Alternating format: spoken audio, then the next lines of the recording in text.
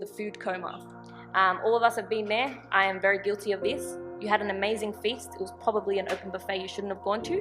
And you feel so bloated and so potatoes that you're just like, even if you put the best and most delicious and nutritious salad in front of me, I can't touch it. I am absolutely gone. I'm full. And the same goes with our spiritual life. Sometimes we're so full of the junk food that we can't fit any more in, even if we wanted to.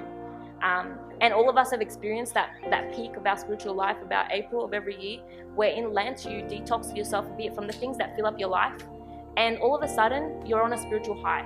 You know, you've got this time all of a sudden to start reading a little bit more, or praying a bit more, or thinking about him a bit more, and you've developed a room for him to be in your life.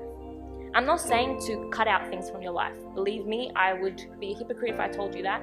But it's probably a good place to start is swapping. You know, maybe not the first message or text I read in the morning is a message, but rather a text in a chapter of the Bible.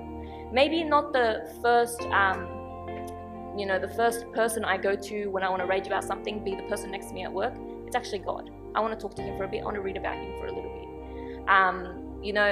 Maybe it's not just, through the lows. Maybe it's also in the highs that I'm reading about him. Maybe in the morning when I'm waiting for a train, instead of going through that Instagram feed for the third time and I've watched everything over and over, I actually read a little bit of something from his book.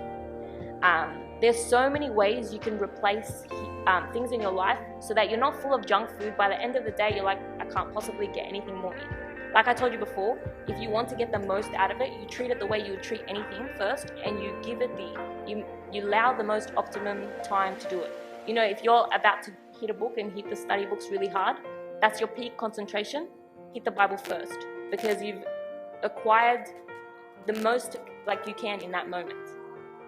So that's part 2 as to why I might not read the Bible. Maybe I'm so bloated and full of the junk food, I haven't left enough room for him in my life.